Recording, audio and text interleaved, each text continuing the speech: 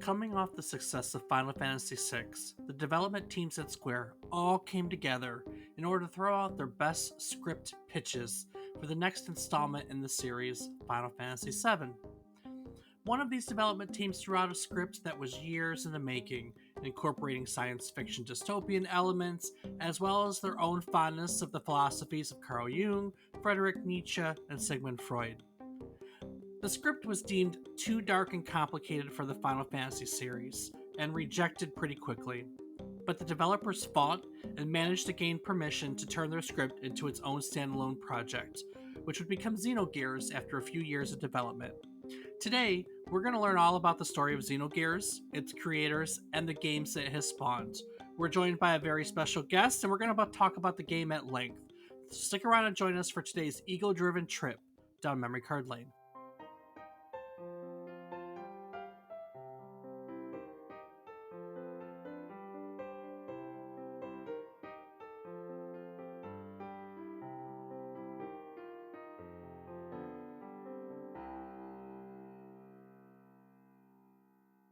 Good morning, good afternoon, and good evening. I hope these words find you well. Hello, and welcome to the 128th. I'll never get over these increasing numbers. It's the 128th episode of our video game history podcast, A Trip Down Memory Card Lane. Each week, we'll tell you a story about one topic relevant to the current week in gaming history. It can be about a game, a console, a person, so on and so forth. While doing so, we hope to teach you something new about the topic, what it took from the world as its inspiration, or what it gave back to the world as its legacy. Today, we're all going to learn about Xenogears, originally released for the Sony Playstation on February 11th, 1998. I'm David Casson, and as always, I'm joined by my co-host, who has split personalities. So I'm honestly not sure who's joining us today. I mean, either way, I know him as my brother. He's Rob Casson.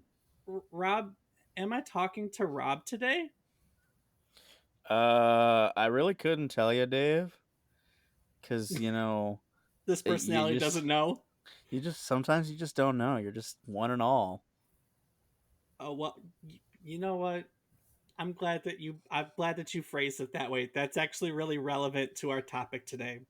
And also joining us today is my brother from another mother, one of my favorite people in the whole world, one of my best friends, Adam Nelson. Adam, how are you doing today?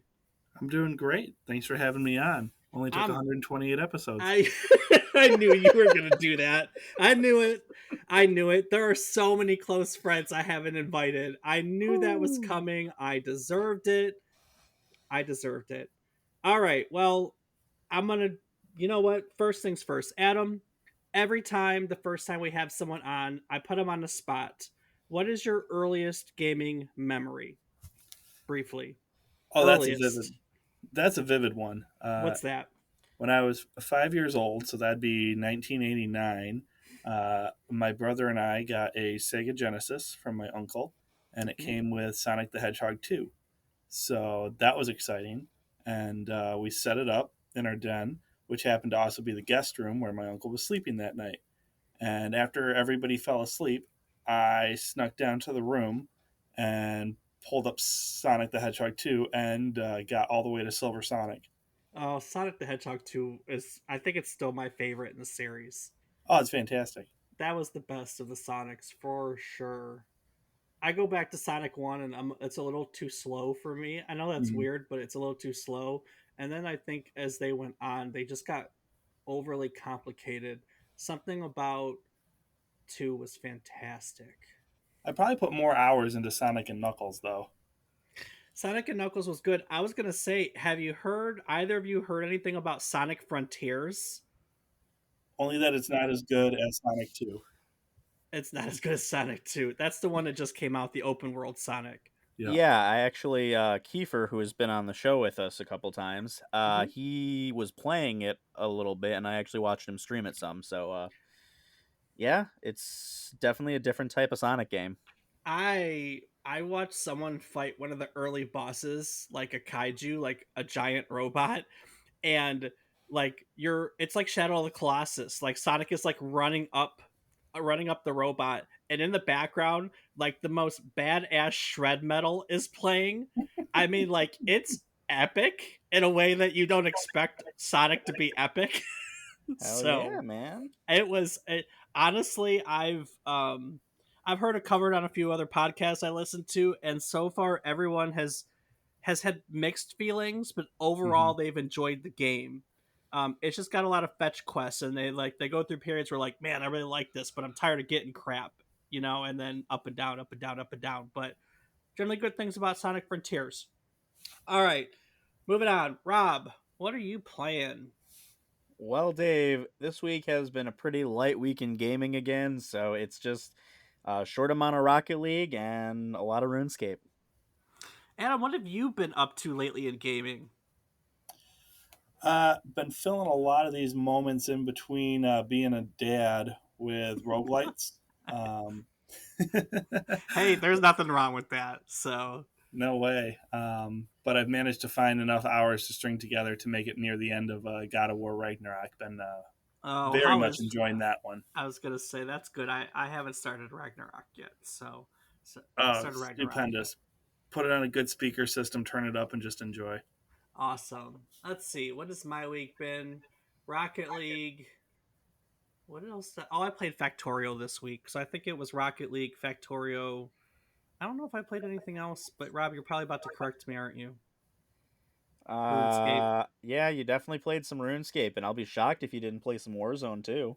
I don't know if I played Warzone at all this week. I don't recall What? picking it up at all. I Wow. look, I had intended to have a great gaming weekend, but I did not feel well and I slept, but I needed that. So here we are. All right. Well, Adam, I know where you stand on the matter because our history and this game are kind of intertwined. But Rob, have you ever heard of Xenogears before? I have heard of it, have not played it myself, so my knowledge is limited to just that it exists. So you know that it's a game that exists, nothing else. Isn't it part of the Xenoverse series? Yes, Loosely. yes, exactly. Yeah, it's part of the Xeno series. That is correct. It's the So there, beginning. It's the beginning. well, there Technically, you it's go. episode 5. Yeah, you're right. It's bizarre. It's well, you know what? I will get into that. So, but let's let's go back all the way. So, a couple of months ago, back in December, I think it was, we did an episode on Final Fantasy. And in that episode, we learned all about Square's humble beginnings. Now, if you want to go and learn it in detail, go back to our website. We've got old episodes at www.memorycardlane.com. But to sum it up, Square was a software subsidiary of an electrical company, and they decided to go into video game development. And they developed their first titles. They were successful and eventually grew into their own independent company. And the culmination of this was basically the release of Final Fantasy in 1987. It was a period of growth for the individuals who worked there, the company itself. It wasn't without its issues. The first game that Square ever made, they actually had to cancel because no one thought to secure the license. It was a game based on another property. But the team worked through this early hiccup. And like I said, Final Fantasy came out in 1987, and this was just a period of a lot of success for Square. After Final Fantasy came out, almost immediately, the team behind Final Fantasy started working on Final Fantasy 2, and Square as a company with all this money and notoriety began to consider that maybe there were other projects in the world that weren't Final Fantasy. That's a novel concept, huh? Nah, Nah, who wants to do that? exactly. Can't be diverse. And it was during this period of time that a lot of notable figures joined Square. Now, one of these new hires during the period was Tetsuya Takahashi. Now, Takahashi was only a few years into his development career. He had started a few years earlier working for a company called Nihon Falcom. Now, we've never really talked about Nihon before, but we will. What you need to know at this moment is that Nihon Falcom absolutely pioneered the action role playing genre when they developed they really laid the foundation for two series. One is really not well known in the United States. It's called the Dragon Slayer series, and the other is fairly decently known here, and that's the Ease series. They're currently working on the 10th entry in the Ease series, slated to come out sometime this year. I think they brought it stateside about the fifth or sixth one, and then they've kind of slowly worked their way towards re-releasing the back catalog over here. So there is I wouldn't say substantial, but there's a fan base for Ease games, and that's for those of you playing at home. It's YS. If you've ever seen that game and you have no idea how to pronounce it, it's Ease. That's it. That's the story, guys. We're done for the day. All right. That's awesome. Okay, cool. Time to pack it up. Rocket League, anyone? All right. Adios. Anyways, so Takahashi worked first on Ease, the third Ease game in 1989 as an artist. His credit was listed as Monster Graphics. Personally, I want that title in my resume. And in 1989, he also worked on the first Dragon Slayer title, in which he was also credited as an artist. So, as someone who had been working in the role playing genre as it began to grow, you know, the Enix was very successful in 1986 with Dragon Quest, and then Square knocked it out of the park the next year in 1987 with Final Fantasy. Final Fantasy II came out a year later in 1988. I mean, for role playing fans and people that worked in that genre, this was a really exciting period. And when Final Fantasy came out, and Final Fantasy II came out, and Final Fantasy III came out, people were really wanting to join Square and be a part of what they were doing. So in 1990, that's exactly what Takahashi did. He joined the team at Squaresoft. So as he came in, the team was wrapping up Final Fantasy III. That was released in 1990.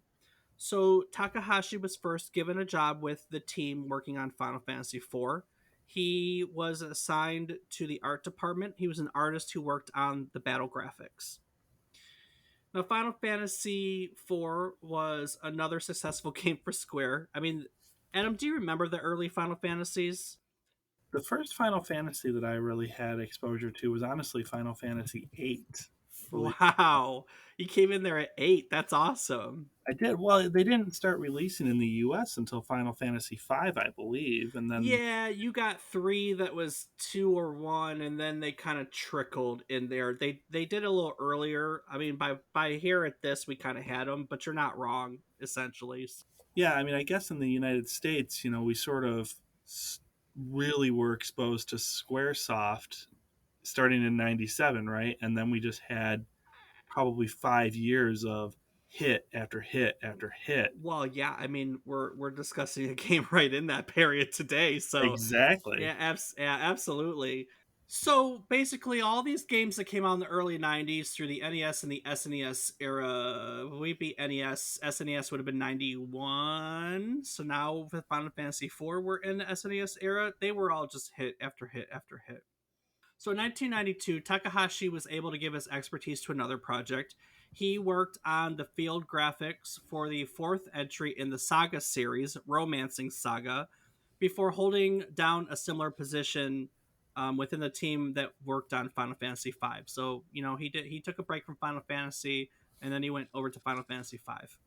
So 1994, after Final Fantasy V, he was promoted and he became the graphic director for Final Fantasy VI. And in 95, he also found himself as the graphic director for Chrono Trigger, which we've talked about in a previous episode. I think it was 50. It was a long time ago. I think it sticks out in my mind, Rob, because that was like the golden episode. We were so surprised we got to 50, and now look at us. Crazy. Yeah, crazy. Yeah. 50 times, I don't know, Adam. What's the math? 2 point something? Well, now you're at 128. You don't have to do that. Oh, it is 128. Hey, that's a thing. 64-bit, 128-bit. Look at what we did today. You're at a power 2. Ooh. Nice. So Chrono Trigger was an absolute hit. I mean, I know this is the Chrono Trigger episode, but I want to ask Adam, Chrono Trigger? Did you know Chrono Trigger? I came to Chrono Trigger late, but yeah, I thoroughly enjoyed it. but solid game. Oh, amazing game. And Yeah, and there's a through line to all these games that you're mentioning and why Squaresoft in the, I feel like throughout the whole 90s had this amazing winning formula. well, they had the people for starters. Well, they had the people, and they were the only ones out there at the time that were treating video games as a storytelling medium.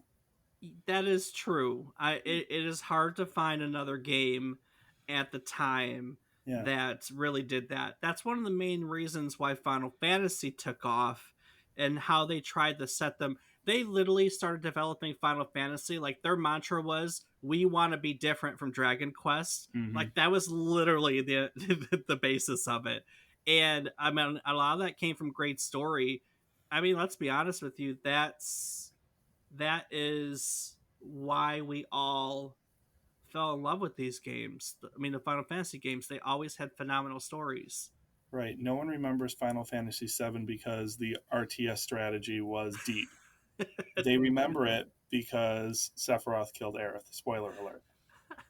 I mean, I distinctly remember Final Fantasy VII because it blew my freaking mind. Like the first time I loaded up that game and the cutscene, like Mm-hmm. you have the real time cutscenes in that, and I was like, oh, like full 3D. I was like, oh my god. Did you ever play it back or ever look up like the very last cutscene of Final Fantasy VII and compare it to the very first one and see just how far they got during the development cycle? No, I don't think I have. That's Oh. fascinating. I'll have to look that up sometime. Cloud looks completely different by the end of the game. That's really fascinating. I will definitely have to look that up sometime. Yeah, I'm curious too now. So we come out of Final Fantasy VI and Chrono Trigger 95, and since we're talking about Final Fantasy VII, this was about the time that the team was looking ahead off of Final Fantasy VI. I think I just said 5. I meant 6. Off of Final Fantasy VI and Chrono Trigger. This is about the time that the team was looking ahead to the next exciting thing on the horizon, which was, of course, the Sony Playstation and their first entry on the PlayStation, which is Final Fantasy VII.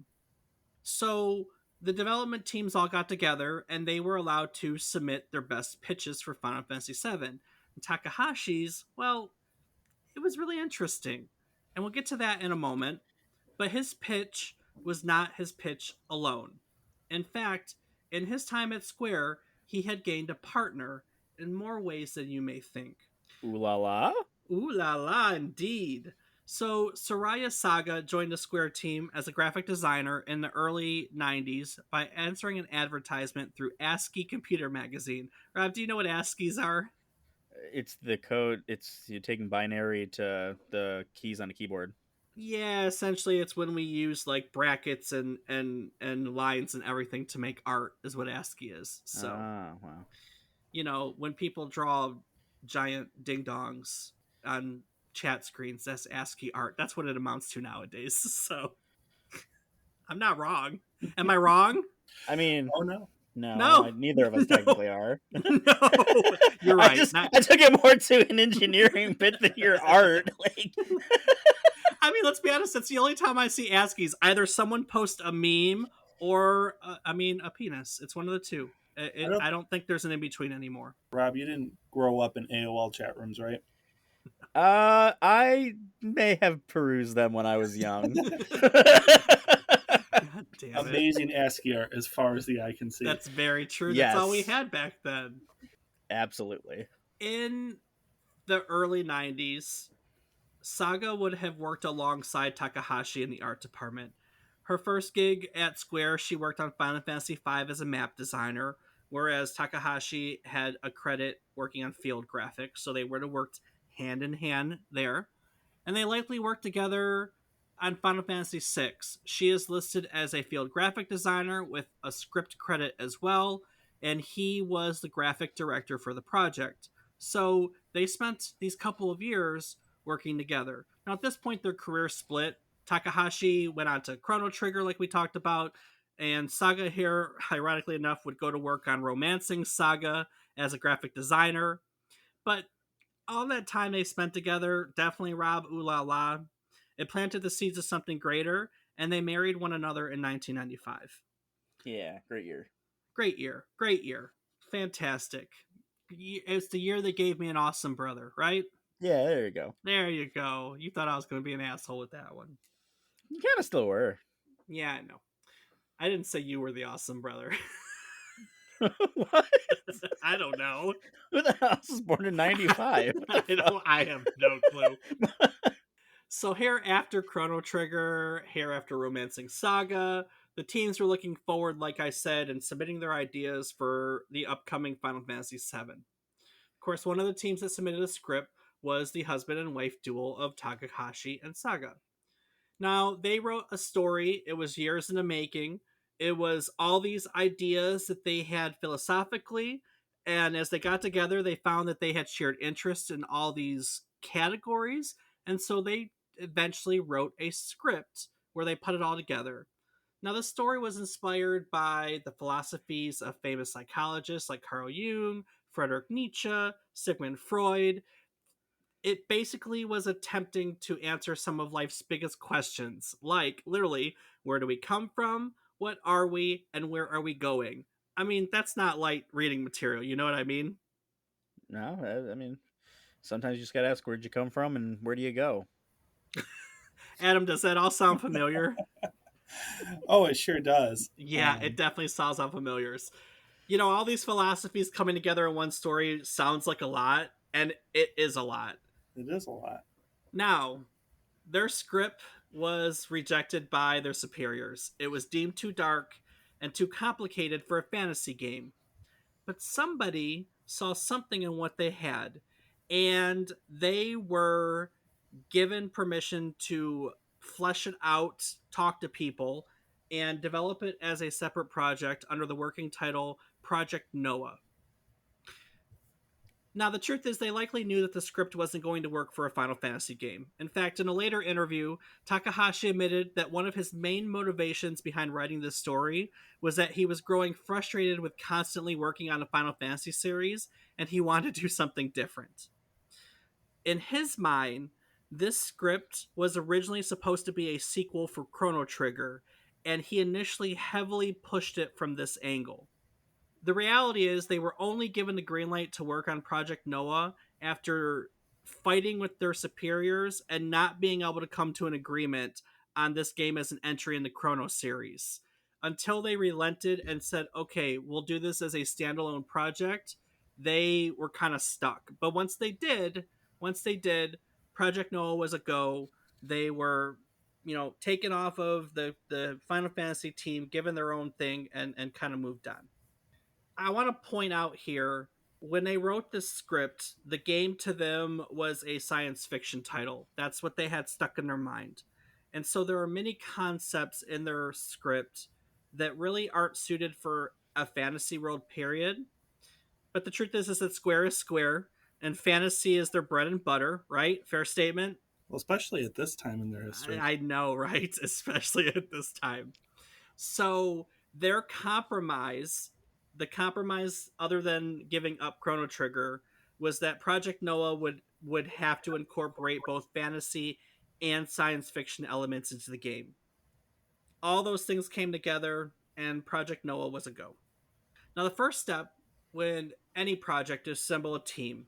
And if you go through the credits of Xenogears, there are a lot of other notable names when you look at the credits. Now, one of the big ones you're going to notice right off the bat is Final Fantasy heavyweight Hironobu Sakaguchi. He's listed as an executive producer, but let's be honest, that's really a fancy way of listing someone's name on a game, right? Yeah. Sakaguchi was the man at the time, right? He was the man at the time. Yeah, I mean, he was the man. He was a director at Square at the time, and I mean, he had the notoriety from the Final Fantasy series. That was his thing, and so yeah, I mean, he was definitely the man at the time. So he was executive producer on pretty much everything, just to the merit of being like the board director that basically helped this company through.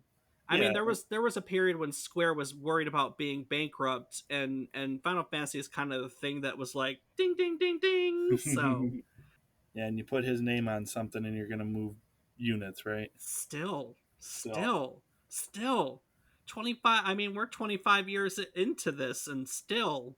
30, 30, 30, 25. I don't know, Rob. What am I, 25? Yeah, okay. You really get into the people when you work on a title, when you start delving into the names below executive producer. So, for instance, the producer on Xenogears was Hiromichi Tanaka. Now, we talked about Tanaka in our Final Fantasies episode.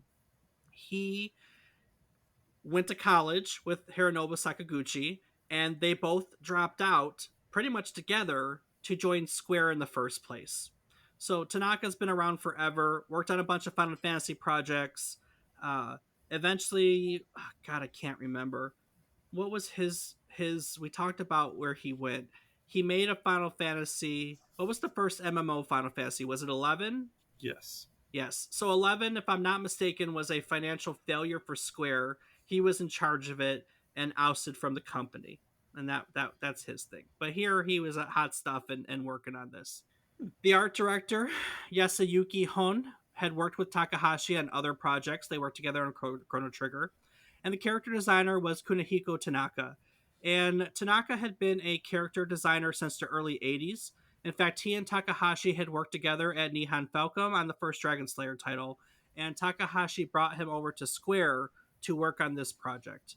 Now, these were just a few of the 30 or so developers who worked on this title, who worked on Xenogears over a period of 2 years to make it happen. And if there's anything I can say about this development process, it's that it in the and Adam, you mentioned this. We were kind of talking briefly about this the other day. I think a fair way to describe this is their eyes were bigger than their stomachs. They're certainly their wallets. Certainly their wallets. Yeah, that's true. Well, and their watches, apparently. Mm-hmm. I've never played a game that has such a hard turn stylistically. Oh my god, I know. I know. And it's so cool, but not at the same time. It's not cool at all. I think I it's always, neat. on every playthrough, I always dragged my feet when I got to Solaris and I saw the end of Disc 1 approaching because I didn't want to get to Disc 2. Because the story doesn't get any worse, but the game does.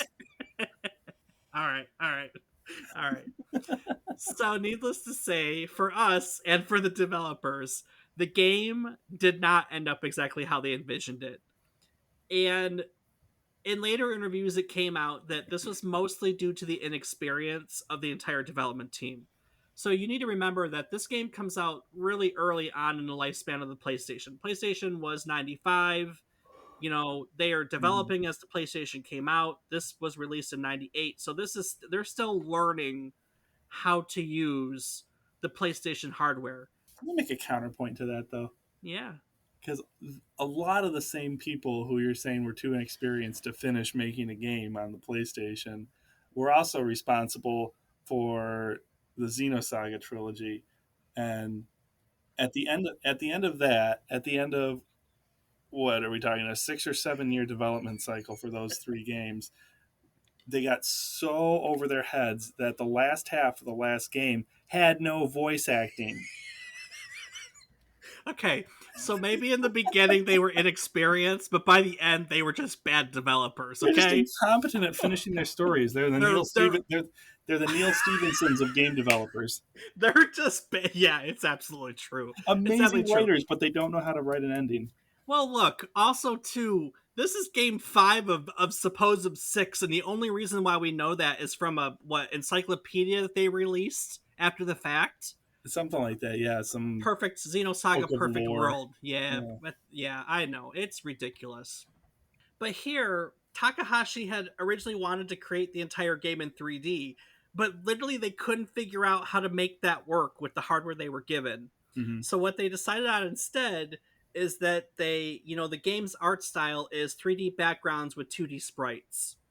And this limitation is also the reason for many of the game's anime cutscenes, which are really cool. Amazing art. I forgot how much I liked the cutscenes in the game. I forgot how unique the art style was too for the cutscenes. Mm-hmm. Even the isometric style of the 2D sprites on the 3D backgrounds that you can rotate, that was groundbreaking. Yeah, it was so cool. Maybe not a full 3D environment, but it blew my mind. It's funny that this team couldn't figure out 3D, whereas that was kind of the draw for Final Fantasy VII, and the teams are working in the same building and on these projects at the Well, same time type deal, you know? well, wait, no. Final Fantasy VII was sprites 90. on a painted background.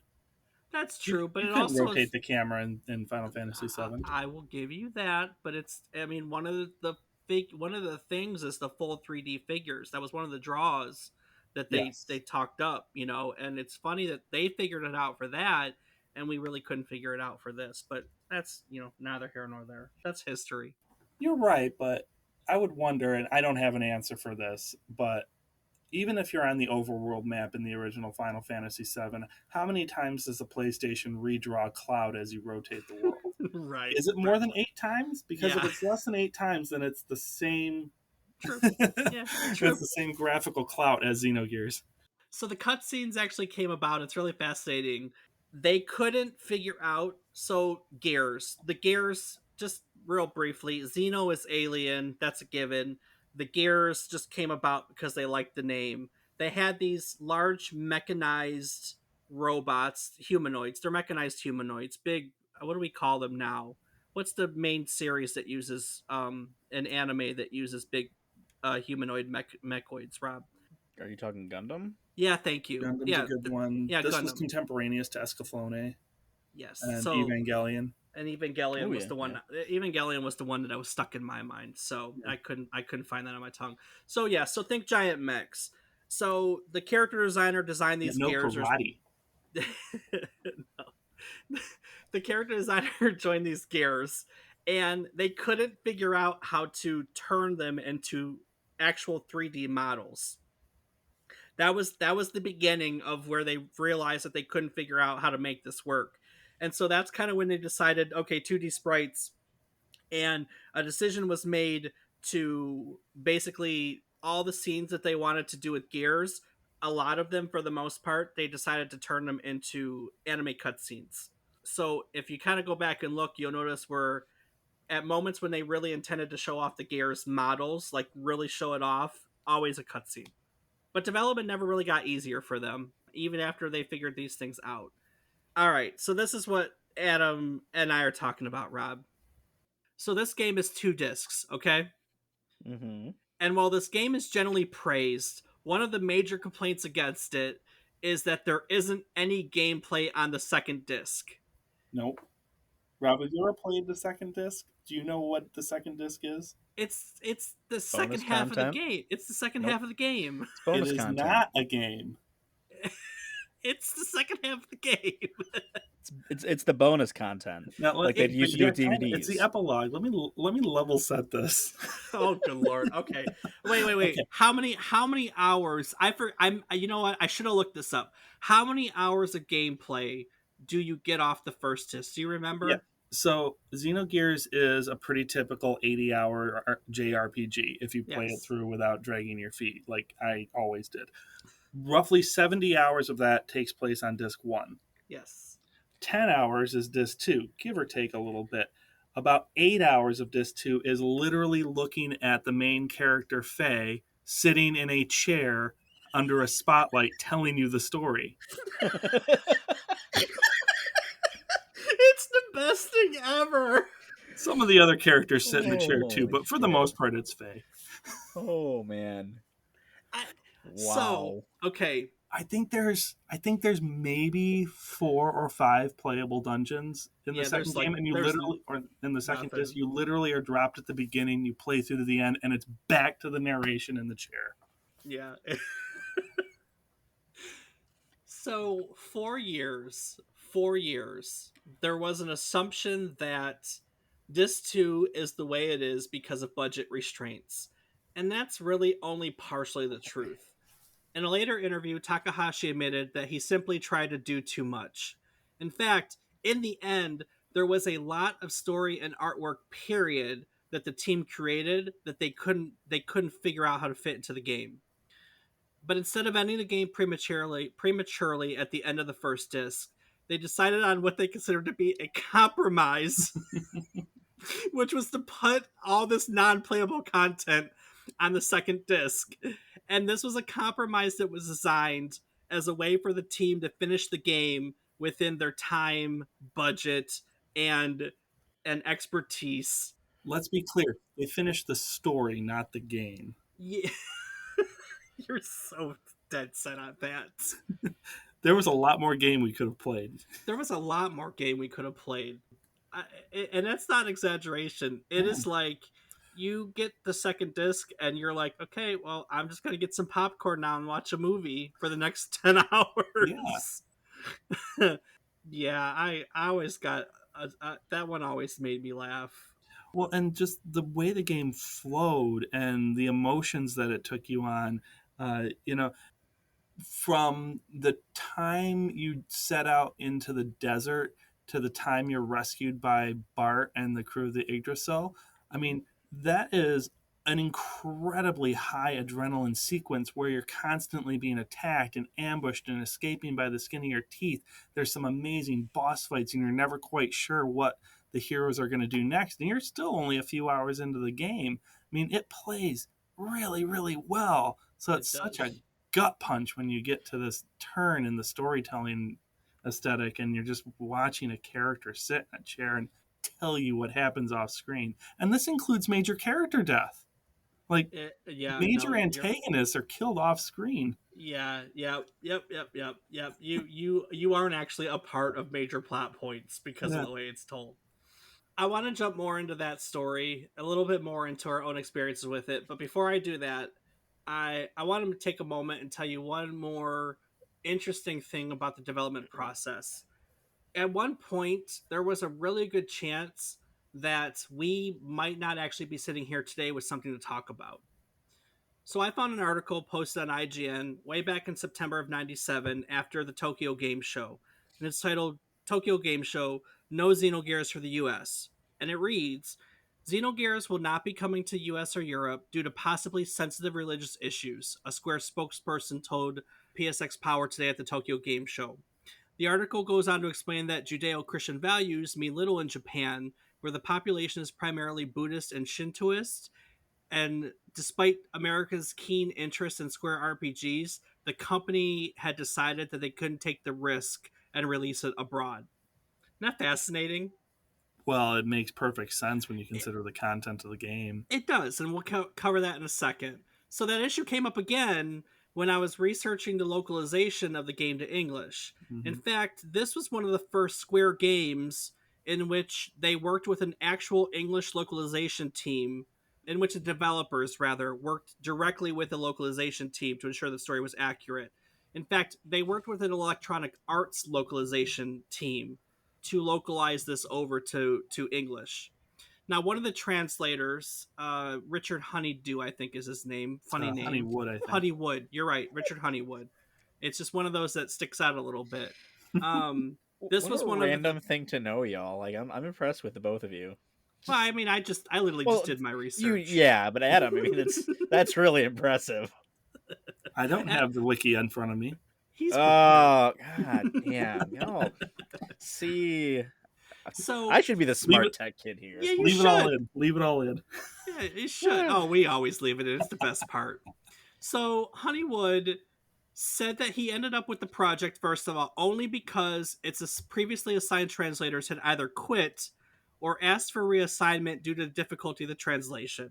Hmm. And it was a particularly difficult task, he noted, because the game is full of numerous scientific concepts and philosophies. This difficulty actually ended up going both ways when it came to the game. So towards the end of the game, spoiler alert, there's a concept in which you actually kind of kill God, so to speak. Not kind of. Yeah, okay. Yes, literally. Yes, you're right. Fine, literally. And the Japanese staff wanted to actually name the boss Yahweh, which is pretty Oh, much the holy word for God in some pretty major religions. yeah. And Yeah. and Richard Honeywood was like, "Hey guys, do you realize how dangerous doing that is going to be for you?" And he was able to talk them off the ledge. In the end, they ended up using the Latin word for God, which is Deus. The game got translated, released to English speakers as well. We got it 25 years ago this week on February 11th, 98, and it was brought to North America on October 20th of the same year. Yes, so now back to the game. Xenogears, of course, is a role playing game, if you don't know. It's one of the greater ones, in my opinion, during the '90s Square era. Adam, you were talking about how they just nailed it out of the park for a bunch of games in there. Uh, I Yeah. agree. I think Chrono Trigger personally is where that started, and then as they progressed into the PlayStation era, they couldn't do any wrong. Well, let's throw this out there. I don't know if you've put this timeline together yet on this show, but 1997, Final Fantasy VII, Final Mm-hmm. Fantasy Tactics, 98, Xenogears, 99, Front Mission 3, 2000, Vagrant Story. Mm-hmm. Well, isn't Parasite Eve in the middle there too? Oh, probably. I'd forgotten about Parasite Yeah, Eve. everyone forgets about Parasite Eve, and that's another Yeah, really fascinating one that came out in the same period. So, 98. yep, yeah, they Good just call. they could not do any wrong in this period. The sheer amount of original IP coming out of Square at that point, right? It was such a good period to be like a young gamer that had nothing but time to play video games. I mean, that's the key. I'm sure there's some companies still putting this stuff out, but we don't have the time to focus like we used to. Not Um, AAA. Definitely. I Now, mean, yeah, not Santa AAA. Monica Studios, maybe. Shout out God of War Ragnarok. That okay. Well, yeah. So really great '90s RPG. Like we said, 2D sprites on a 3D background. You traverse the world on foot, and at either on foot or at times in these large mechs called gears. You fight in them too, Sometimes both. and sometimes both. Yeah, yeah, 100%. Well, yeah, I mean that's impressive. The year after Final Fantasy VII came out, and we thought that was such a gigantic game. Now here comes Xenogears, and you have a cast of characters. I think there's 8 playable characters in the game. Oh, Every I single know. one of them has a gear. That's 16 different combat styles. And the freaking just the scope of this story. I, Unreal, right? look, I mean, we can go into it, but just to kind of give everyone some of the craziness of this game, the story has, as we said, giant robots. There are split personalities. There are tons of people trying to overthrow tyrannical governments. People eating people like Soylent Green, Literally called Soylent Green in the literally called localization. Soylent Green. They incorporate the story of Cain and Abel. Mm-hmm. They try to be elusive, but I mean, you kind of have Adam and Eve in there too. Uh, 100%. I mean, literally, the game. I mean, we already said it. It ends with you literally killing God. Well, and it starts with God becoming, Very true. Yeah, I right? forgot how cool that initial cutscene is. You will be as gods. You know that Right. this space station's going up, and just on the screen, Rob. The way the game starts is you're in a space station, and like A it colony ship. the colony ship, and everything starts to go awry, and as like things are starting to go around them, just on the screen it repeatedly, it's black screen with red text, it just says you will be as gods, you will be as gods, just flashing, and everything's just kind of going to shit around them. It's a really great start actually. So I honestly forgot, because all I have stuck in my head is Faye. Like, Mm-mm. does that make sense?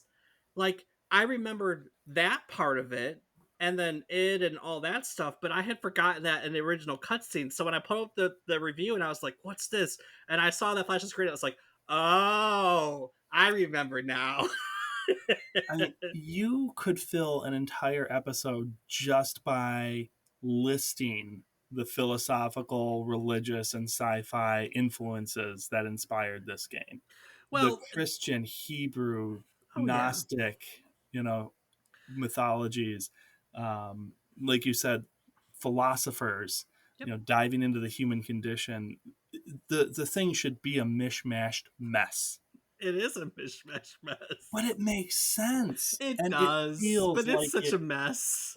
But every interaction, every conflict feels earned, Yeah, right? yeah, no, you're right. And I mean, there's a great build up. I didn't get through the entire game. I probably got through the first, I'd say 6 hours or so, but that was enough for him to meet Ellie and Mm-hmm. kind of see the basis of her background, and then who's the next one? Graph, is that the next one they meet? Art. Yeah. So kind of part of that, it's just fantastic. and then slowly watching him and his personalities, like like it how it starts to kind of in the anime cutscene starts to play a factor into it. Slowly watching that sneak up on him is pretty cool. So we were talking about all the things that came together. Of course, there's some obvious things, right? Takahashi said that there was they took inspiration from dystopian films like Soylent Green, literally, because they put Soylent Green in the game, Mm-hmm. and THX 1138. And when they were making the game, where we come from, what we are, where we're going, you know, they wanted to incorporate the psychology of Carl Jung, Freudian thought, it and Nietzsche's nihilism. I mean, literally, Mm-hmm. Nietzsche's nihilism. God is dead, and at the end of the game, you literally kill God. How on point? How on point? Well, that may be what made this game so accessible and exciting to, I mean, I was a teenager when I first came to it, and I was having these ideas which didn't have names yet, like nihilism and Yep. Jungianism. But it's like you see a game like this that takes these complex ideas that are half written in Latin and the other half is in German and translates them into melodrama that, a 16-year-old can understand. Very true. I always It always made me giggle that he kind of brought Freud and Jung together, since they're Mm-hmm. literally opposing schools of thought. So I always really liked that. Now I will tell you, I did not come across Xenogears here as a teenager in the 90s. You are here today because you are the one who introduced me to Xenogears. Absolutely. There is a part of me that is thankful, on the other hand, that I wasn't introduced to Xenogears until college, because I feel like, whereas you have the perspective that it helped you kind of shape these things you already knew were there, I guess is a good way to put it. Mm-hmm. I already had this stuff. For me, I recognized it for what it was. Like the moment that you see that phase alternate is id, or when id gets in there and you start to realize what's going on, like it makes perfect sense. Yeah. When you already have that background and the ego, and I mean, there's almost some, it's almost like comical to me when, like, you get to the end and you're killing God because you're like, oh my God, I get it, I'm here for this. Mm-hmm. And I have that other perspective where I think I'm very appreciative of it because I already had the background before I came into this game. Mm-hmm. But it's a game where you can look back on it, right? It's got a very layered onion sort of approach to it, where the first time you play it through, and it is about the melodrama, and you can see the undercurrents of big ideas, you know, and then you beat it and you look back on it and you just want to play it again because you're going to get something different out of it because different ideas are going to come to the fore, and it Right. becomes less about the melodrama and more about the ideas that are undergirding the whole story. Very true. So I have a few questions for you. Yeah. You because I don't think I ever owned a copy of this game specifically. Mm-hmm. You had multiple copies, didn't you? Yes, because they were PlayStation games at the end of the PlayStation era. You couldn't trust those discs. Got a point there, Dave. No, I mean, I distinctly remember it. Now, you had already mentioned it, but I also remember not wanting to turn the PlayStation off. It ran constantly in our dorm room. It did. That was my modded PlayStation, It was. I remember that. Yes, and the for power sure. button was dodgy, and we didn't know if it was ever going to turn back on again. So we Modded never turned it PlayStation. off. We never turned it off. And God bless that console. It did not burn out or fail once. No, it didn't. No, it survived that. Oh man, it survived a lot of good games. Mm-hmm. We had a good time back then. But yeah, I distinctly remember there being multiple copies of it, and I couldn't remember exactly. I couldn't remember it exactly, but I was like, I think we had more than one of those laying around for some reason. Oh yeah. Well, because you go into GameStop and you're like, "Holy crap, there it is! I want to buy it." So you buy it, and then you're like, "Oh man, but it doesn't have the instruction booklets." Then you go in again, and there's another copy of it. And it's only $5, but it has the instruction booklet. Man, isn't that just something that is so sad that it's gone? Like, I don't know. I cobbled together my first copy of Final Fantasy VII from like 2 or 3 different GameStop purchases.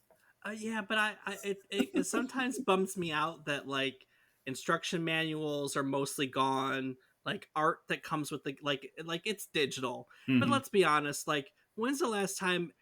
Legitimately, I can't answer this question. I don't think I've ever looked at the art that was included with a like pre-order or a game like that came digitally through like Steam or something. I don't know if I've ever clicked on any of that to see what it was. Can either of you say the same? Like, have you looked? I remember getting a digital art book with a game I pre-ordered on PlayStation 4, and I remember clicking through the art book, but I could not tell you what the game is anymore. See, and I mean, this is still a practice that they do. They're still like extras with games. I haven't looked at any of them. No. Rob, have you ever looked at any of them? I cannot think of a time I did, but thinking about it, a lot of the games that I pre-order feel like Battlefield or something, which I mean, yeah, sure you could have some cool digital art, but it's not like graphically, oh wow, this is very pretty. It's it's just another war game. And Xenogears was released in that like golden age of Oh the yeah, walkthrough. yeah, Of yeah, the 100%. walkthrough. With like Prima Games was working with the developers, and you would get bits of the story in the guide that you wouldn't get in the game. You wouldn't get in anywhere else. It's Yes. crazy. Man, I thumbed through my Final Fantasy IX walkthrough from Prima Games like 100 times. Tell me about Perfect World because I didn't add that in here, but that's where a lot of the lore comes from, right? I can't remember it. Did you ever own? You probably never owned it either, huh? No, no. But I know that like that's how we know that this is the lore. That's where most of the lore. I know for me, the lore of the series came from the internet probably. And that's probably also where I found out that this was episode 5 of 6, is that Mm-hmm. correct? Yep. And I couldn't tell you anything around like the other episodes. I nothing, honestly. Even maybe digging into Perfect World I could, but just off the bat, and even in the context of other stories, I couldn't tell you anything about the other episodes. Or like, I mean, they don't exist for starters. Let's be honest. There were no other games created in this Xenogears. Yeah, no, there certainly weren't. But here we go. We have a timeline Oh, from a screen capture on a okay. Flickr gallery. Here we Oh go. boy. You Oh ready for boy. this one? Yeah, hit me with it. All right. Episode 1, 15,000 years before the story of Xenogears. It's the era of interplanetary war. Okay, okay. Yeah. The universe became the stage for the devastation caused by the winds of war. The Deus system, which appears in the story, was developed in this era, but besides this phenomenon, this episode remains shrouded in mystery. Oh, so the birth of God is the Ooh. episode 1, huh? All right, the Deus system. Oh yeah, we'll go with the data system, sure. Well, because it's a machine god, right? Yeah, right. Yeah, yeah, yeah. It's a mechanized. Yeah, we create. Yeah, you're right. Yep. And it looks like episode 2, which takes place 5,000 years later, is Cain and Abel's story. Okay. And that's where the Ellie Faye duality begins, which Yeah. we haven't even talked about that. No, we haven't talked about them being reincarnations, Y'all. basically, which is all right. Episode 3. Episode 3 is 4,000 years before Xenogears. And this one actually kind of sounds. Let's see. The stage for episode 3 is close to that of the real world. It was the time in advanced scientific culture, the level of human intelligence had attained its peak, but due to genetic damage, those unable to reproduce began to increase. So, Isle of Man. Using nanotechnology, Kim, Abel's reincarnated form, works toward finding a way to overcome this, but Miang's plot resulted in his complete failure. Ah, this one has a link to Emeralda, the nanomachine colony. I'm learning stuff here on the fly live. There you go. That's always the best part about doing this week in and week out is getting to learn new things. So Episode 4 was the Solaris War, which took place on this planet. This is actually referenced quite a bit in Xenogears. yes, the Solaris War. Yeah, yeah, yeah. It's the Yeah. basis for a lot of it. What's 6? What's This is 5, so what's 6 listed as? 6 actually doesn't have any details. that just that's Right? look. I mean, we've already talked about multiple times that these guys don't know how to finish a story, so that is just so on point. That I is know, just right? that is just so on point. Oh my goodness. Well, Oh man. well, considering that episode 5 ends with God ascending to a higher plane of existence, and when they tried to retell the story, it ended with the universe being reset. Who knows? Who knows? Who knows? Who We really don't know. But Rob, can I ask you a question at this point? You already did, Dave. Thank you. Follow up. Follow up question to the question of a question. Um, we've thrown a lot of things out there. I mean, not the story per se, but like bits of the story. What's your take on what you've heard? Uh, this is a very, very confusing game. It sounds like it's very complex and has a Yeah. lot of large themes to deal with at its highest point. But I guess I've been actually casually watching a speed run, which is 17 hours. Uh, Oh my god. That's I was nice. not prepared for a 17-hour speed run. Oh my um, god. That's and solid. yeah, it's definitely interesting. Did you get to see the opening cutscene, or is he cutting through cutscenes? No, I saw the opening cutscene. That thing is so Uh, cool. yeah, so it's definitely an incredible looking game, and I don't know that I'm at the hearing the 80-hour playthrough of a game that for me doesn't have that nostalgia is a little scary. So I don't know if I'll play it myself, but watching the speed run and getting as much of it as I can, I definitely think it warrants it because you guys are definitely talking this one up pretty well, and You it know, definitely sounds pretty well done, with the exception of disc 2. Well, no, Disc 2's story is remarkable. it And is. Yeah. if it was actually a story told through a game, it would have Yeah. been a masterpiece, Yeah. just like the It's first one. just, we're running long, so we'll probably not do reviews today. But if you look at reviews, critic reviews, user reviews of this game, everyone criticizes the pacing because it's like Adam mentioned, you have all like 70 hours of a phenomenal RPG. One of the reviews literally said like, hey, this would have been the best RPG of all time, but disc 2, so it's the second best RPG of all time.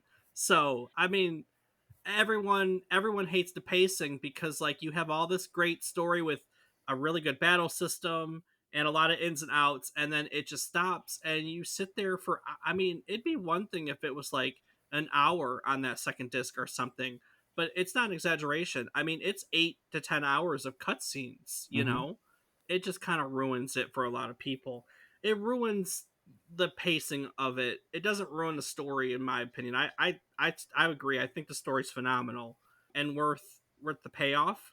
But I definitely agree that I also wish it was a game. I think everyone wishes it was a game and not a movie at that point. And it's definitely, I can understand that, especially being that that was one of the huge turning points for me with I switching series altogether. The Pokemon Sun and Moon, I couldn't really get into those because it felt a lot of it was more cutscene based than the previous games that I had grown to love, and it just killed the pacing of it for me. I couldn't just fly through everything that I normally would and get to the final gym battle and be like, "Yeah, I'm the best in the world." Haha. It was Yeah. just it slowed it down, and I mean, maybe the story can't be that advanced for Pokemon games, but I felt that I just didn't give it as much of a chance because of that. Although, in this case, if the story's already drawn you in for 70, 80 hours, you kind of feel compelled to go for that last 8 to 10, don't you? And you will. Very much so. All right. So let's talk about the aftermath of this game. Xenogears was a success for Square. It sold a decent amount of copies. It was critically favored. Critics loved it. I think there were more than one publication that listed it as their favorite RPG of 1998. So, I mean, for all purposes, Xenogears was a success. But I think then, and more so now, it's fair to say that Final Fantasy VII was an even bigger success. And so realistically, even though Xenogears was successful, all of the eyes, I mean, everyone's eyes were still on the Final Fantasy series. I'm going to pause there for a second. One of the other podcasts I listened to did a famous first episodes, and all the hosts got to bring like their favorite first to an important series. Mm-hmm. And one of the hosts argued that Final Fantasy VII was a famous first because it has in itself spawned a whole series of spin-offs and movies and everything, and there's so much just specifically to the world of Final Fantasy VII that their whole argument was that it was a famous first in itself. I can 100% agree with that. Yeah, it was. I've never thought of it that way. And when he said, I was like, you know what? You're right. I mean, there aren't a lot of quote unquote sequels that have turned into worlds themselves. This is a problem. Everyone wanted Final Fantasy. Xenogears could have been the most popular game in the world, but everyone wanted Final Fantasy. Because it was the better. It was. I wouldn't say it's the better game, but it was perceived that way to people. And if you'll recall early on, one of the reasons why Takahashi proposed this script was because he wanted to do something different than Final Fantasy. Mm-hmm. So after the production of Xenogears, with everybody going crazy over the Final Fantasy series, he quickly came to the conclusion that he would never get to make a sequel to the game, even though he really, really wanted to. I mean, if there's any evidence that this was supposed to be bigger than Xenogears, we just covered a 6-episode timeline per se. So that being said, in October of 1999, he left Square and he started a new company which is called Monolith Soft. And of course his wife followed, as well as a few other developers. There were a bunch of others who really felt creatively stifled by Square's focus really at that point on the Final Fantasy series, so a bunch of people actually left. And so the legacy of Xenogears after Xenogears is really the story of Monolith Monolith Soft. Now I think it's Monolith Software Incorporated, but everyone calls it Monolith Soft. Now, I won't get into any of the game specifics because someday we might cover some of these as their own episodes, but let's talk briefly about all the games that Monolith Soft ended up making. Now, before I do that, it's important to know that when it was first formed, they were owned by Namco, and in 2007 they were bought out by Nintendo. That will come. That'll make sense why I mention that in a second. It should come as no surprise that their first project was Xenosaga Episode 1, which was released for the PlayStation 2 in 2002. Real briefly, because I do want to do an episode on this, we were excited for this game, weren't we? Oh, absolutely. I mean, I remember being geeked. 2002, like, we met in 2002, didn't we? Mm-hmm. We met in 2002. So I remember being geeked for this. I collectively being geeked for this. I think, or maybe we got into it next year. I remember being geeked for this. Well, I can't remember what came first. Me sitting you down and playing Xenogears over the course of 2 weeks, or us learning about Xenosaga. Yeah, I can't remember either. I was trying to think about it, but I just know that we were excited for this. So episode 1 actually became a trilogy. In case you're wondering, technically Takahashi never made a sequel, quote unquote, to Xenogears. He would later say that Xenosaga follows the direction and style of Xenogears, but now that we're under a different company, he said, we figured that we should start everything over from scratch. There are familiar faces that serve as important characters in Xenosaga. Others are more like self parodies, so we really don't want Xenogear fans to overreact. And then he ended this quote ends in a really weird way. He closes it. He goes, like in movies, you sometimes have the director or friend of the leading actor appear in cameos. It's kind of like that. I don't even know what that means. Well, it's like every Adam Sandler movie. I mean, come on. You're gonna see you're gonna see Rob Schneider. Yeah. Mm-hmm. You're gonna see the guy with the crazy eye. I mean, you're gonna see his wife. That's what it is. He's not wrong, Adam. No, he's not wrong at all. He's not wrong. That's actually a really good way to like put that quote on ground footing in this context. He's not wrong. Yeah, and no matter what he might want to say about Xenosaga being its own thing with subtle callbacks to Xenogears, the way they write and develop games means that it cannot be disentangled from Xenogears. You True. know, the influences, the callbacks to religion and sci-fi tropes, um, Yep. means that Xenosaga is always going to be entangled with Xenogears. Well, they've never come out. I mean, literally, this is called the Xeno series, and they've never come out and said that they're not all part of the same series in one way, shape, or form. Even now, when you have the Xenoblade Chronicles, Yeah, I mean, those are very different games, but the way they're written and the way the world develops, and it still feels, you can still feel the same intellect pushing the narrative along. very true. And that's the next thing I was going to say is that nowadays Monolith Soft is best known for the Xenoblade Chronicles series. We just got a third last year. Have you played any of them? I played a little bit of Xenoblade Chronicles 2. I believe I got about 20 hours into it. By the way, I have your thunder if you'd like it back. I I accidentally stole it there. We're good. We're good. Now, you can steal it anytime. I haven't played any of them and I have heard nothing but good things about them. They're on my list. Mm-hmm. Now, for everyone that's trying to figure out how the games are connected, my suggestion is just don't. Just No, don't do it. don't. No. Don't bother, don't hurt yourself, don't even try. I think the better way to put it for me personally is that Xenosaga and Xenoblade are the spiritual successors of what they were trying to do in Xenogears. It's the same author trying to write the same story but better each time. That's a really good way to put it, actually. That's a really good way to put it. I mean, the Xenoblade games literally, like, they came out because they thought about, wouldn't it be cool if the world was God and you were living on God himself? Like, On God's that's body. on God's body, yeah. But, And but how is that any different from the Deus system crashing to a planet and working to reconstitute itself by seeding the planet with life that it can then use as organic components to revitalizing its body? it's okay. Well, when Damn. you put it that way, Right? no, but Damn. it's true. He summed it up so well. That is a perfect way to put it. It is literally them trying to write the same story better each time. That is there. I honestly, I don't know if I've ever heard it put better. That is a perfect way to look at it. So, Well, thank you. that's fantastic. So Monolith Soft has done the Xenosaga, then Xenoblade. But aside from the Xenosaga series, I want to say Xenosaga every time, but it's Xeno series. They have a reputation for being a really great support team that helps other developers push through their times of need is a good way to say.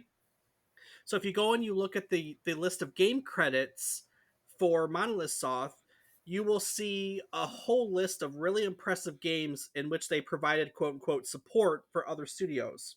Super Smash Bros. Brawl, The Hmm. Legend of Zelda Skyward Sword, Animal Crossing New Leaf, Splatoon, Breath of the Wild, Animal Crossing New Horizons, and they're currently working on the newest Zelda game, Tears of the Kingdom.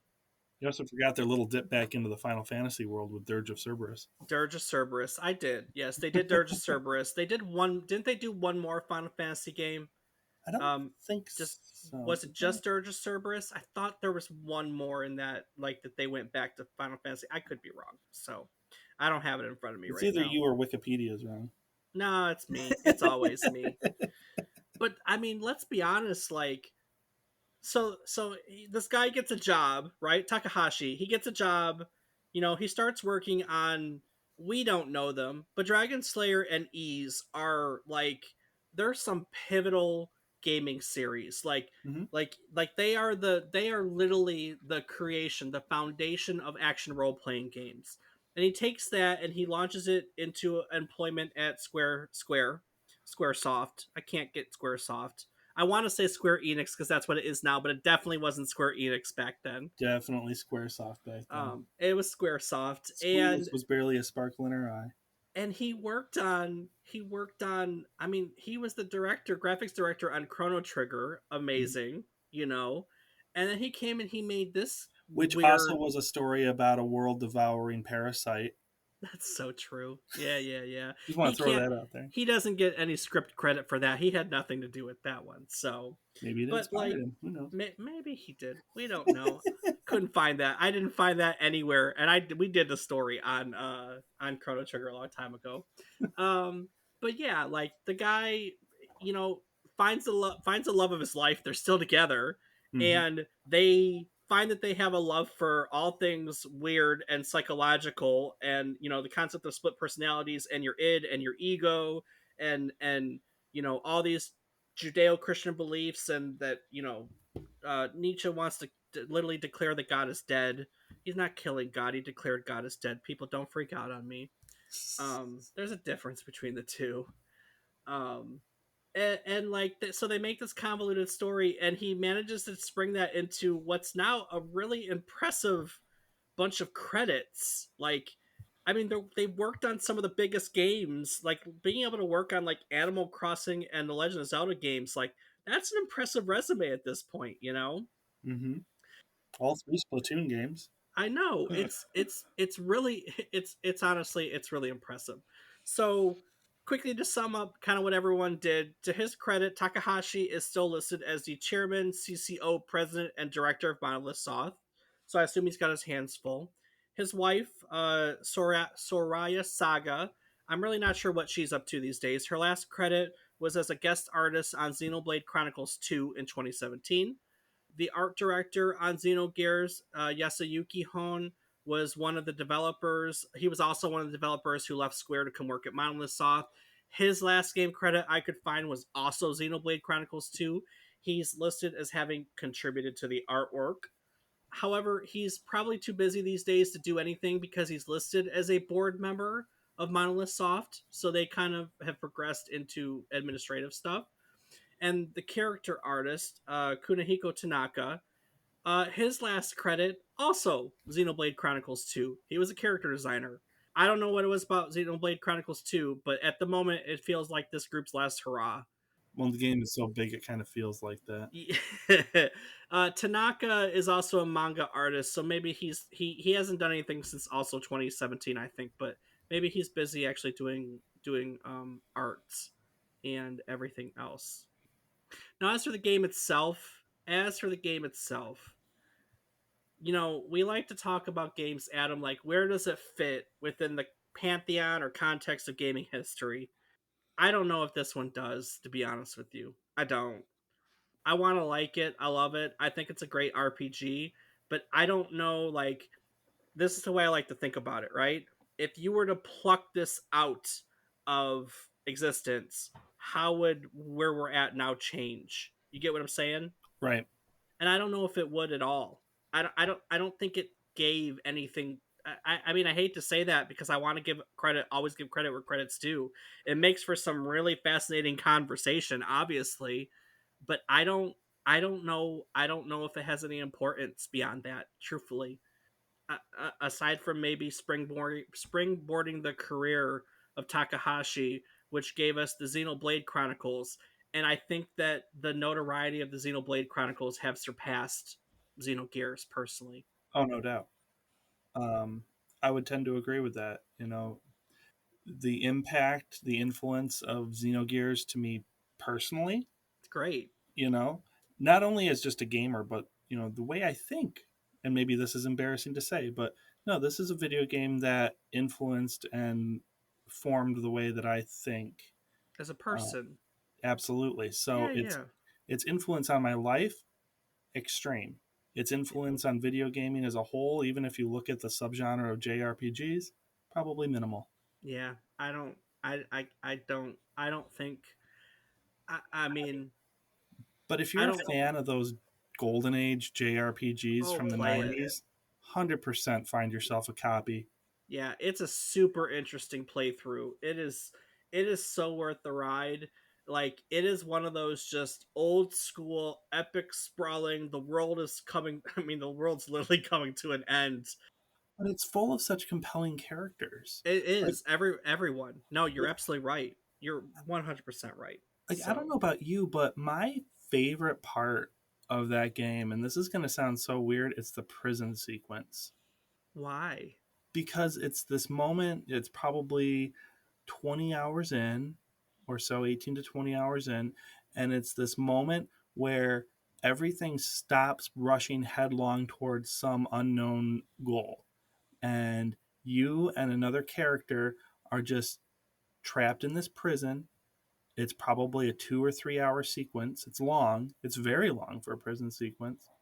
And you just slow down and you get to explore these characters. And that's something that not a lot of games from this era were doing. No, no, and it was good character building. Mm-hmm. And that's if you revisit my love of RPGs in this era, like when we talked about Final Fantasy VII, like those were always my favorite things. Is that they did such a in this game specifically, they did such a fantastic job of world building and character building that Mm-hmm. you got so invested in the characters, not just the characters, but the world around them. I mean, it made you invest in everything. You were And can we talk in. about the music before we sign off? Oh my god, Chrono Trigger. I'm so sorry. I forgot to bring that up. The same guy who did Chrono Trigger did Xenogears. Oh, and like the go ahead. Go the, ahead. I'm going to let you go ahead. so okay, very vivid memory of the first playthrough of this game. There's a moment, probably about midway through the first disc, so we're talking 30, 40 hours into the game. You walk into the Church of Ethos for the first time, and the Ethos theme plays, and it is Mhm. the most like introspective Mhm. riff on Yeah. like a Catholic hymn. Yep, it's crazy. I just I remember the first time I played through that game, I was in my basement of my childhood home. I stopped, I put down the controller, and I just let that music play on loop for a while. Yeah, it is. I That was one of the things I made a note of as I was watching the playthrough. Like I forgot just how bang up the soundtrack is. Like Yeah. it's phenomenal. And then when I went back and looked, I was like, oh yeah, the guy who did Chrono Trigger music, which Rob, when you and I did that episode, we talked about how fantastic we love the music of Chrono Trigger, and this is just good too. This is great. If you don't do anything, Rob, go listen to the music from this. I've got a Got it. Although soundtrack somewhere. although you said you're watching a playthrough, so I'm sure you're getting some of it. He's watching a Uh, speed run. They're not luxuriating in the well, music. he'll slow down and watch some. We look, the downside to doing this on on a weekly frequency is as much as we want to play everything, we don't get to more often than not. But we always try to watch walkthroughs while we're doing other things. Like I'll watch them as I'm doing research or writing the episodes, Mm-hmm. and we always just get a basis in it. But yeah, I'm with you. I got to that part and I was like, I just forgot how good it was. So I mean, how good it was. you can think through that game, and you can do this with any good game, but you can think through to like some of the set pieces, some of the location reveals, just some of those moments. And Xenogears just has those in spades. The battle on the Thames, the whole chase across the desert. So I mentioned that one before. The attack on Solaris. My God, Yep, there's just so many good set pieces in a game that came out in 1997. I know. Eight, sorry, eight. Eight. It was being developed in seven. No, you're right. 98. Yeah, it's just it's great. Honestly, that's I don't. I mean, we've gushed over it now for 80 plus minutes. Yeah. So I mean, it's this one was fantastic, and I'm thankful for a lot of things in our relationship. You're honestly my best friend. So, but I'm thankful for a lot of the games you introduced me to, and this is definitely on the top of that list. So, Well, you're um, very welcome. The feeling's mutual. and this is great. Can I So, make a request? yes. When you guys get around to Vagrant Story, invite me back. Yeah, I didn't even I every time we do episodes and someone mentions a game or I'm like, man, I want to do something on that nowadays. I write them on a list, and then at the beginning, like the end of every year, I'm like, okay, what am I going to add to this year's list? Oh man, well we'll have to find other stuff that you want to visit too. So because we've done a lot of episodes, haven't we, Rob? Indeed, we have. And we're 128 of them. 128 and counting. Rob, if someone wants to check out our whole now expansive library of episodes, where can they do so? Well, Dave, that can be done over on www.memorycardlane.com, where you can also find pictures and bios of Dave and I. You can find calendar with upcoming episodes and True. maybe provide some input on them. You can find links to our Patreon, our Discord, and our social medias, such as Rob, who is on twitch.tv/FATBOIRIPZ, and Dave. I can be found on various platforms as nowadays as David is wrong. Adam, I don't think you do anything gaming online, do you? You're a dad Yeah, I'm a nowadays. dad. You know what? That's no one can take that away from you, man. Don't say that so defeated. You're a Oh, dad. Do you know I how am a fucking dad and I awesome love that every minute is, of it. man? You I know, have The, you should start a Twitch engagement. channel and call it Dadum. I'm dadum. Oh my I like god. it. Oh my goodness. Oh my goodness. All right. Guys, this was awesome. You know what? It's been great having you. You're almost done. You're real close. Oh, Real is there a close. closing thing? You're real close. Each week, ladies and gentlemen, we tell you a story about one game relevant to the current week in gaming history. This week we talked about Xenogears. As part of telling you these stories every week, one of the best parts about getting to do this week in week out is that we learn things. You know, when you teach, you learn. It's my favorite part. As part of our commitment and our recognition of this process, each week we like to go round table and talk about what we might have learned or our biggest takeaway from today's episode. So, Adam, I'm kind of putting you on the spot. But I'm gonna start with you. Did you learn anything new today? Oh, I absolutely did. What was your biggest takeaway? What did you learn today? So I had no idea that it was a husband and wife team and that there was this great romance behind one of my Right. favorite and most influential video game franchises. So I think that's amazing. And now, like, and I admittedly, so I'll just preempt before I get to Rob. I'm sorry. That was my thing too, and I can kind of see how that played. Once again, here's your thunder. Would you like it back? We do this to each other all the time. It's okay. You're allowed to be in the mix. No, I think that's really cool. You don't hear about women developing games that often, especially not in the mid '90s, especially not in Japan. You So I know think what? that's That fantastic. those are all very true statements. I was really about to make a few corrections, and then you kept layering on. Especially not here, especially not Japan. I was like, okay, well he won on that one. I can't refute that because we've talked about women developers before. Like in the this period you had in PC World you had Roberta Williams, Hmm. winning the world over with the adventure games. But you're right, there weren't a lot of them at all. So And certainly not in the AAA world. and certainly not in Jap. You're right. I mean, there really aren't a lot of Japanese developers. So yeah, Rob, what did you learn today? Both of y'all decided to steal my Dude, thunder. take it. If that's a really cool part of it. I mean, you kind of learned the whole thing though, didn't you?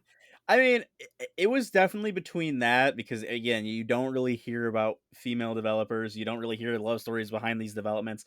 But the other side of it is that because I don't really know the game or the series that well, that there's so many philosophical and religious ideals behind it. I mean, down to the fact that it was called Project Noah, for Christ's sake. Yeah, Project yeah, Noah. yeah. I mean, This game is There may or may it's not be an arc on disc 2. yeah. I mean, it's just oh, oy vey. I mean, this is just like we could probably spend like this entire time on talking about any facet of the story. It is just so big and expansive and encompassing, and it's something that I genuinely think you need to experience for yourself. I go play it. I say that about a lot of games. Although we haven't lately, have we? I don't I think so. I think lately we've been kind of like, it's historically important, but I don't think I would play it again, type deal. But this one, yeah, go play it. I think that even like the anime cutscenes, the art style hasn't aged. Like it's still fresh I like the anime cutscenes. Actually, I think they're fantastic. Mhm. I think that it's still relevant. I think it's still relevant. That's the I point. So I recently, like within the last 6 months, fired up Xenogears on a PlayStation 1 on a 65-inch plasma, and it still looks great. yeah, yeah, exactly. I don't think you could go wrong with this one. Just I don't know. Do whatever you have to do to open your mind. If you're in Michigan with you guys, you have a lot more options for that than us here in Louisiana. So, sit down with an open mind and get ready for a wild ride. Oh my goodness. All right. All right. Well, it's about that time. Before I look ahead to next week, though, everyone gets one last moment to add. So, Adam, anything you'd like to add to today's episode? This was really fun. I hope I It get to do it again was. sometime. It was. It was a lot of fun. I really enjoyed having you. I also quite enjoy this because this is the longest time that I've talked to an adult outside of work for my wife in a long time. To be fair though, that's kind of why we like doing this. Like this is our chance to like sit down and talk separately from all the other stuff going on in our life too. We have this time carved out every week and it's kind of great. So, Yeah, it's cool. at least I think so. I don't Rob could be does I know he just sits there and like plays RuneScape the whole time. So like I think he just shows up. But I'm appreciative that he continues to do so 128 episodes later. Yeah. So Ooh, and I have a homework assignment for you, Dave. what's that? I want to see your quad chart of games that are important versus games that you play again. Oh man, that's a toughie. I actually might sit down and do that. That's a really tough one. Hey, look, but though for a period though, this was like a regular playthrough for you, wasn't it? Like a Oh yeah, yearly type thing. absolutely. Yeah, Between this and Vagrant Story, those were the games I would always come back to. yeah, very true. Yeah, I have a few of those too. Rob, uh, what would you like to add to today's episode? Well, Dave, as always, I do want to take a quick moment to say thank you so much to everyone out there who listens to us. It means the world to us, even if sometimes you don't think it does. And with that, I also want to wish a very special thank you to Adam for joining us. It's been a pleasure catching up with you, and it's great having you on this episode and having someone who's more well versed and can chat with Dave and pick his brain instead of me. So thank you. Yeah, yeah, there's that. Awesome. Yeah, Adam, thank you. This has been a ton of fun. So, Well, thank you for having me. all right. Well, next week we'll be all learning about Lemmings, a puzzle strategy game released for the Amiga on Valentine's Day of 1991. As part of its story, we'll revisit the early history of its developer, DMA Design, and we'll learn all about the idea of where the game Lemmings comes from. So stick around and join us next week as we play Follow the Leader on yet another trip down memory card lane. Do the thing. Skap-ba-ba-dum-da-ba-da-ba-boom-boom.